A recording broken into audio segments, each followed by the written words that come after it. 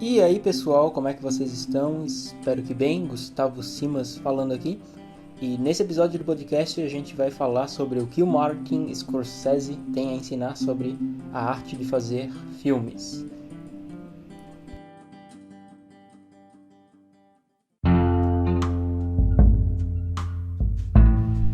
Então, primeiro de tudo, é interessante, né, já seguindo a mesma estrutura dos outros episódios sobre os resumos e conceitos aí das masterclasses que a gente está avaliando no podcast e o Simascast, é interessante a gente saber quem é o Martin Scorsese, né? Então, o Martin Scorsese é um senhor aí, diretor de filmes como Taxi Driver, Os Infiltrados, Bons Companheiros, Lobo de Wall Street, entre outros. Então, ele começou fazendo storyboards, né, com 8 anos de idade, então já começou cedo, desde criança, com essas ideias de criar histórias. E ele tem uma parceria aí bem duradoura com atores famosos como Robert De Niro, Joe Pesci e o Leonardo DiCaprio. E foi meio que uma relação mútua, né, de crescimento. Os filmes do Martin Scorsese possibilitaram dar fama a esses atores, e esses atores também possibilitaram que esses filmes do Scorsese fossem grandiosos e bem avaliados. Então, o Scorsese ele já foi premiado com Oscar, com Globo de Ouro, com BAFTA, com Prêmio de Cannes também. Então, ele já é um diretor bastante premiado aí na indústria cinematográfica. Ele continua produzindo, seja assim para o cinema ou também mais recentemente para as telas menores, né, com a produção da Netflix, né, O Irlandês, né, The Irishman, que mesmo sendo essas produções para Netflix, que são produções para televisão ou até mesmo para dispositivos móveis, ele diz que é recomendável ver os filmes dele em telas a maior possível, né? Ele diz que é uma experiência muito melhor e de certa forma se sente desconfortável ao saber que as pessoas estão assistindo os filmes dele em telas celulares ou tablets, pelo menos, pelo que ele fala, né?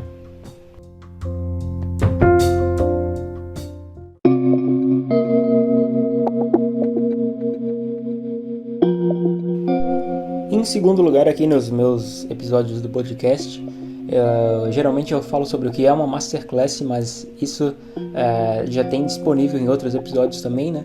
E só dando um resumo breve aqui, essas masterclasses são um tipo de cursos, né, vídeos dados por pessoas famosas, né, celebridades e figuras de destaque. Então, tem outros episódios do podcast que eu falo mais em detalhe o que é masterclass, e também tem essa versão texto que eu vou mais falar no final do episódio aqui. Mas vamos lá, então, para a parte do conteúdo. Então a gente vai tentar fazer uma divisão em tópicos aqui, resumo dos conceitos apresentados na Masterclass do Martin Scorsese. Então, a Masterclass dele é dividida em 30 vídeos, cada vídeo aí tem uma média de 10 minutos, né? Tem uma variação, alguns vídeos são 8, às vezes 15, até 18 minutos, mas ele tenta mesclar toda a experiência dele, né? Dando referências e trazendo memórias, lembranças do próprio experiência e prática que ele teve com o cinema, além de outros conceitos e outras dicas que servem não apenas para quem quer fazer filmes, mas para outras formas de arte e também para a vida em si, né, para alguns conselhos, algumas dicas pessoais. Então aqui o primeiro tópico é ache sua própria voz. Então o primeiro de tudo é encontrar, ele diz que você tem que ser encontrado, você tem que encontrar o que é chamado para fazer, né, o seu calling, que é o termo em inglês que é utilizado, né? Então ele diz que o Martin disse que quando ele era mais jovem ele pensava em tinha duas escolhas possíveis, né, em potencial, que ele estava decidindo entre ser padre ou seguir a vida de artista, no caso, né, mais em específico, diretor de cinema. Ele optou pela segunda opção e hoje em dia ele não se arrepende, né? Então essa dica, né, sobre ter autoconhecimento, ter identificação do seu propósito na carreira, é uma dica que já foi apresentada em outras masterclasses de várias outras figuras importantes, como na do David Lynch, por exemplo, que ele fala isso também bastante, foca nesse assunto no começo, né, da masterclass. Tem disponível, né, outro episódio do podcast aí sobre David Lynch, se quiser pesquisar. Mas isso é de extrema importância para dar o primeiro passo, né? Porque tendo isso definido, tendo isso encontrado, você já abre diversos caminhos, diversas ideias para onde você tem que rumar. Então isso vai facilitar no desenvolvimento do estilo do trabalho, embora no começo, quando a gente esteja, pelo menos na área artística, né, começando os trabalhos, a gente acaba tentando imitar alguma personalidade que a gente admira, que a gente tem já gosto e já é fã. Mas com o tempo, né, ao longo dos anos, a gente é de extrema importância e a gente acaba tendo voluntária ou também involuntariamente, em alguns casos, encontrando a própria voz e definindo o próprio estilo, se diferenciando, né, e tendo autenticidade nas obras que são produzidas. Outra dica, outro tópico aqui que foi organizado é torne as coisas de forma visual. Então o David Lynch também, na Masterclass, já referenciando ele também dá essa dica. E algumas dicas, né, de diretores de cinema são bastante semelhantes. E se essas dicas são repetidas, quer dizer que elas são funcionais, são eficientes, né? E é bastante interessante a gente seguir. Então, deixar as coisas de forma visual, né? Com storyboards, com desenhos, com pinturas. Qualquer elemento gráfico, né, que esteja disponível para a gente, mesmo como criador da história, ou para outras pessoas que estão envolvidas na produção e que vão fazer parte do design de produção ou da composição de músicas, entre outras partes e segmentos da obra em si, para deixar ela íntegra, é interessante para facilitar o entendimento e também para a gente expressar ela de uma forma mais estruturada, né? E não apenas desenhos, né, ou storyboards, mas também diagramas ou fluxogramas ou qualquer outro elemento, ferramenta associada a alguma forma gráfica de expressar a mensagem, de expressar as ideias. Próximo tópico é: a história deve estar próxima de você. Então o Martin ele comenta nessa parte, nesse tópico, já relacionando a amizade dele com Robert De Niro, né, que ele chama de Bob em alguns casos, em alguns momentos. Então ele diz que a semelhança, né, de história, de crescimento do Robert De Niro e do Scorsese, né, tendo basicamente a mesma juventude no mesmo ambiente, né, em Nova York, e tendo mais ou menos a mesma modelagem comportamental, pode-se assim dizer, eles acabaram se tornando assim, amigos, né, pela afinidade, pela proximidade de histórias. Então, essa proximidade de histórias é capaz de fazer pessoas desconhecidas se tornarem amigas, mas também é capaz de uma história próxima, uma história de ficção próxima da nossa história real, né, do que a gente já vivenciou, facilita bastante a construção de personagem, facilita a construção de espaço também, de ambiente na nossa ficção, né, na nossa obra, e torna fácil, serve como um elemento facilitador em vários outros partes, né, vários outros segmentos. Então, não que a gente sempre tenha que escolher, né, tomar o caminho mais fácil de escolher uma história que é próxima da gente, quando a gente estiver desenvolvendo roteiro, desenvolvendo alguma história, mas é claro que a pesquisa, né, e exploração, entrevistas também com outras pessoas que tenham mais conhecimento nos elementos que a gente quer trazer na obra é importante, algo a ser levado em conta, mas a proximidade da ficção com a realidade permite que a gente acrescente alguns detalhes, até mesmo detalhes pessoais, pela experiência própria, como também referência, né, na obra, podendo ser um easter egg ou não, mas podem ser alguns elementos que facilitam no desenvolvimento, né, por conta dessa facilidade de a gente afirmar com certeza, né, com mais propriedade alguns aspectos, tornando mais real e mais fidedigna a história também. Outro tópico é: não deixe a tecnologia dirigir por você. Então, com o progresso da tecnologia, né, foram vários avanços, foram significativos no cinema, né? Então, sem o avanço da tecnologia não seria possível, por exemplo, rejuvenescer as figuras, né, do Robert De Niro e do Joe Pesci, do Al Pacino também, que está presente, né, no filme O Irlandês do Scorsese, né, como um exemplo aí.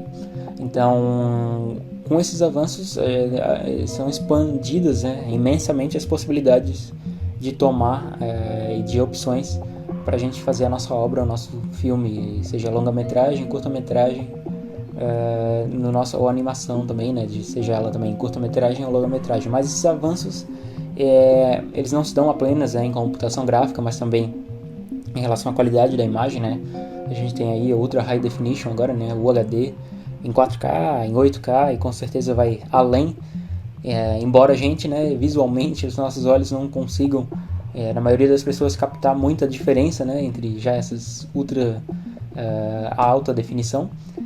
Outros avanços também, né, em equipamentos de gravação, em estabilizadores, né, em drones, em outros aparelhos, no som também, né, toda a sonoplastia e também o ambiente sonoro, como o Dolby Surround, né, 7.1 que tem, Atmos, entre outros, softwares de edição. Então tem várias outras maravilhas tecnológicas que vieram aí ao longo dos anos, ao longo das décadas. E quem sabe futuramente a gente consiga até mesmo ter inteligências artificiais, né, que consigam criar filmes completos, né, desde o roteiro até depois a pós-produção, em correção de cores, em correção de som, então todas essas formas de produção com inteligência artificial. Mas isso, né, Scorsese ele diz que a gente não deve deixar a tecnologia dirigir por a gente, pela nossa própria visão, né? A gente tem que manter a nossa visão e manter o nosso trabalho e não se deixar influenciar nem pela limitação tecnológica e nem pelo avanço tecnológico. Ou seja, a gente não pode deixar de fazer algo pensando que a gente está limitado tecnologicamente, né? Então a gente tem que achar alternativas, buscar ou adaptação de roteiro ou algumas gambiarras, algumas partes, né? Algumas alternativas possíveis para a gente manter a nossa ideia e também não se deixar só porque tem toda a tecnologia disponível e utilizar toda essa tecnologia, né, até mesmo computação gráfica ao invés de efeitos práticos, por exemplo. Então a gente não pode substituir totalmente, né, o jeito tradicional de se fazer cinema pelas tecnologias mais avançadas. Outra dica é que às vezes simples é melhor. Então é basicamente essa dica que o Martin Scorsese diz, né? Então simplesmente essa frase já define, né? Não tem muito o que se falar.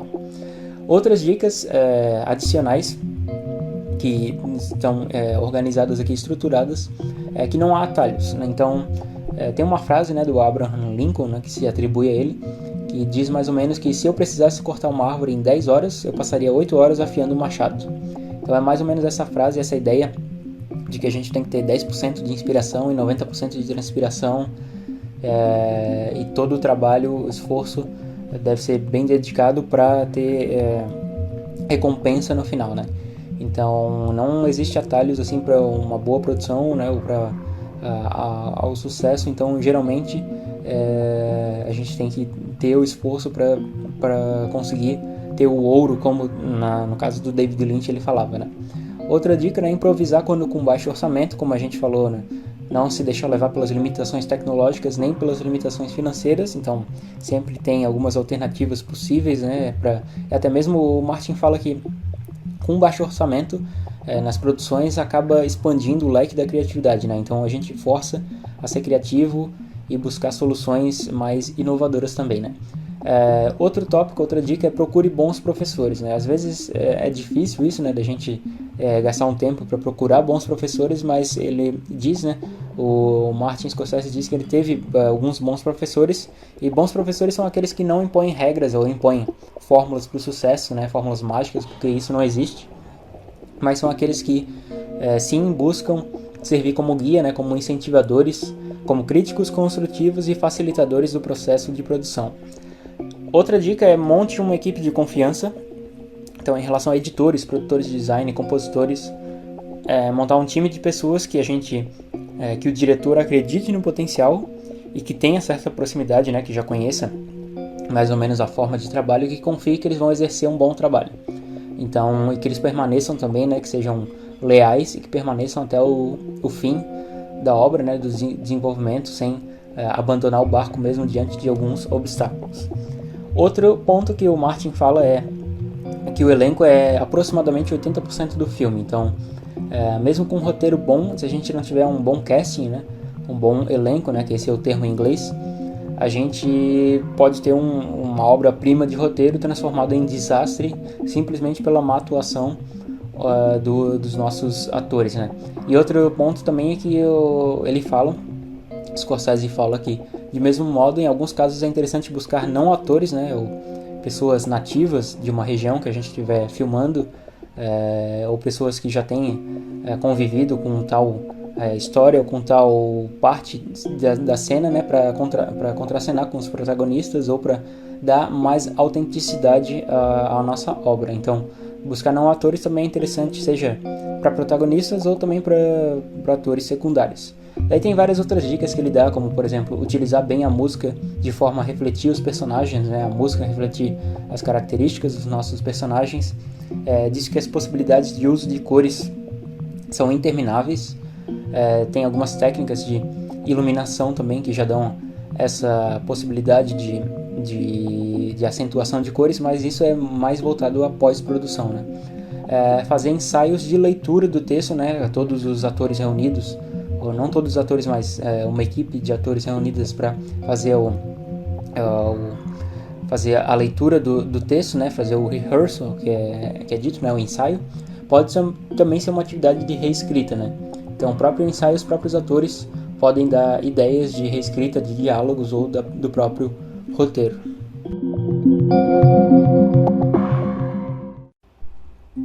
Então, em conclusão aqui, a esse episódio, a gente pode dizer que poucas masterclasses, né, conseguem realmente repassar um aprendizado que seja prático, que seja total voltado mesmo em específico ao que a gente está estudando, né? Então, grande parte dos cursos eles servem mais como um facilitador de insights, né, e recomendações e dicas, né, desses mestres na área para quem está iniciando, para quem é amador, está começando nas áreas de estudo. Então, essa masterclass do Martin Scorsese segue esse mesmo padrão, né? E no final diz que o segredo é que não tem segredo, né? Então a gente tem que aprender na prática, tem que encontrar o caminho, se esforçar para o sucesso, dependendo em alguns casos de algumas sortes na vida, né? Mas tem alguns vídeos interessantes que tem presente na Masterclass, como por exemplo as análises de cenas de algumas obras, né? Então tem algumas análises de cena como cenas do Barry Lyndon, né? Que é uma obra do Stanley Kubrick, em que o Scorsese analisa a cor, analisa o cenário, a movimentação da câmera, analisa a música, a atuação dos atores. Só que isso é bastante interessante, só que são alguns poucos minutos e também não é uma análise assim, muito aprofundada, né? E penso que poderia ser melhor aproveitado também na Masterclass e por conta da equipe produtora poderiam focar um pouco mais nesse quesito. Mas, enfim, né, os conceitos eles podem ser aproveitados para quem é fã do diretor como uma forma de captar melhor, né, a visão dele, né, e captar com melhor precisão e melhor eficiência alguns aspectos. E também pode ser aplicável, né, para diretores, roteiristas ou produtores iniciantes que querem entrar nesse caminho, né, sem volta da arte. Então, espero que tenham gostado. Tem esse texto, esse mesmo episódio aqui do podcast tem disponível em versão texto na plataforma Medium, né, que é meio em inglês, é medium.com. É só vocês pesquisarem o que Martin Scorsese tem a ensinar sobre a arte de fazer filmes, ou então simplesmente pesquisar Martin Scorsese Masterclass, ou pelo meu nome, né, Gustavo Simas, que vocês vão identificar lá na plataforma Medium. Também deixo aqui a rede social, o Instagram, né, @tudoemsimas, o YouTube é o Gustavo Simas e o site, né, gsimas.github.io. E a gente se vê na próxima. Até mais, valeu!